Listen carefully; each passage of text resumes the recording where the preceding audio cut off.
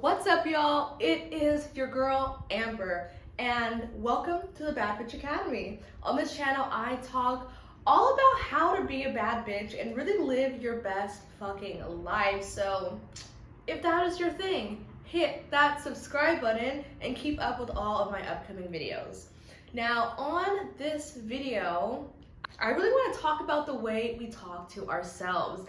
I have so many friends and clients, and I really noticed that a lot of the time we have a problem when it comes to talking negatively about ourselves. We are so hard on ourselves, so mean to ourselves, and we are honestly sometimes our own biggest bully. Do you resonate with that? Do you feel like whenever it's time to, do something challenging, you're like, I don't know if I can, I'm not good enough, it's gonna be so hard, it's not for me, I'm not smart enough or pretty enough. Like all these little things we say about ourselves, we would never say to another person. Like, I don't think you would ever tell someone like, yeah, honestly, you're kind of fat and ugly, and I don't think that you're ever gonna succeed in that.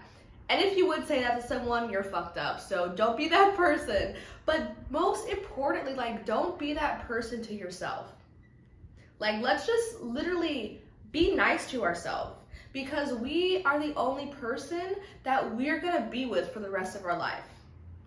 So why are we our own biggest bully?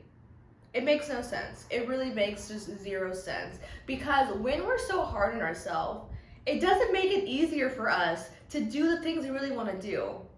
And I think the reason why we are so mean to ourselves sometimes is because our ego. And our ego is a part of ourself or our brain that is fear-based. It's scared to get out of its comfort zone. It's scared to put itself out there. It wants to keep you safe. It wants to keep you exactly where you are so you don't grow, you don't have to go out of the unknown.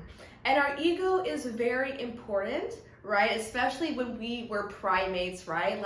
Back in the old days, we didn't want to get kicked out of our tribe. We don't want to have to, go off into the wilderness because something can literally kill you. Like, you might run into a fucking tiger or fall off a cliff, or our brain makes up all these crazy reasons about why we shouldn't do things. But the thing is, our ego is massively outdated. It does not understand the real world. It does not understand that by showing up on Instagram Live, you're not gonna fucking die. And it really is just living in the vibration of fear. So if you notice that your ego is running the show, and that you have a tendency of being really hard on yourself, and by not being kind to yourself, I have an exercise for you. So I want you to imagine either that you have a child, or imagine the younger version of yourself.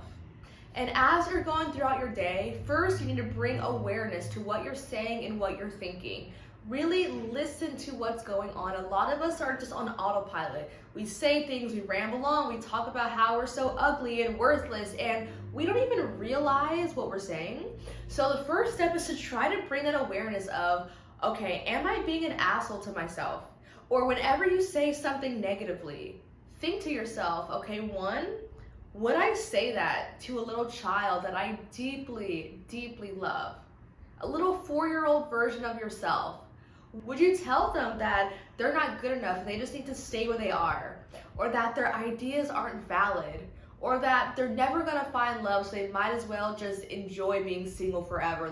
No, you would never say that to a little child. And I really want us to all start to parent ourselves. We have to be the little child and the parent at the same fucking time. And it kind of sounds weird to say that out loud now that I said that, but it's like, how can we give ourselves the love, the acceptance, the encouragement that we always wanted as children?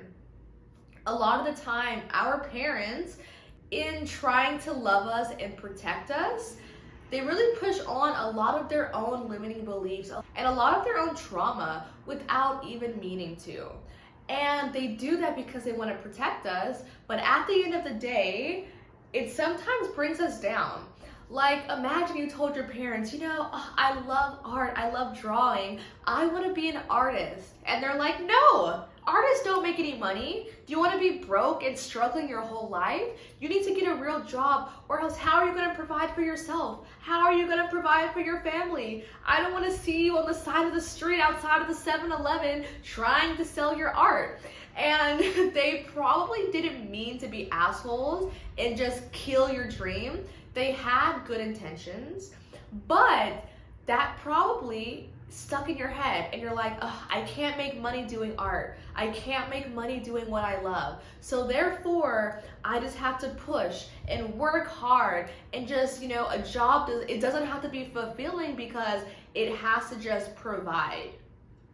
Do you resonate with that? Has that ever happened to you in your life? If your parents ever, unknowingly kind of crushed your dreams a little bit? And if so, that might be kind of where the ego is like, oh shit, this is not safe. We're getting out of our comfort zone. If you want to start your own business, holy shit, we don't know what that's like. You might end up homeless and on the street because you can't get clients. Like, our brains start to make up so many reasons about why this can't happen. So in those situations, I want you to take a deep breath. I want you to imagine yourself as a little kid.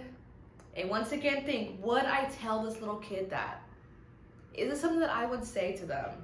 And if it's not, change the narrative. Change how you talk to yourself. And start to talk to yourself in a more empowering way. Maybe you don't know social media yet. So instead of saying, oh, I'm stuck at social media, I can never grow a business online, you can say, I don't understand social media yet, but I'm willing to learn. I'm willing to try. I'm willing to give it an effort. So I just really wanted to speak on this and let you know that you've got to start being nicer to yourself, or it's going to be a real uphill battle to reach your goals and do the things that you want to do. Now, I know sometimes it can be really hard to notice or to spot when you are being an asshole to yourself or when these limiting beliefs come up. And that is why it's so beneficial to work with a coach. It is so helpful to have someone who is there to say, hey, here's what I'm observing in you, and here are some shadow aspects that I think you might have, and here are some ways I think you can overcome them. So I really encourage you to book a discovery call with me. It's a free 30-minute call. We can talk about your situation, talk about your goals, talk about what you want to create in your life, and I can give you some ideas, some tips, and some ways that we can work together in order to help you reach your goals. So I will have more information about how to schedule a discovery call with me in the description. It's a free, no obligation call, so just set it up. Even if you don't decide to work with me, I will still give you some really valuable tips on how you can start making progress on your goals and some things that you just might not be seeing within yourself. So thank you so much for watching this video. If you found this helpful, let me know in the comments. Let me know what resonated with you, and if you learned anything, and if you realized anything about yourself. And of course, go ahead and give that exercise a try. And don't forget to hit that subscribe button, and I will see you in the next video.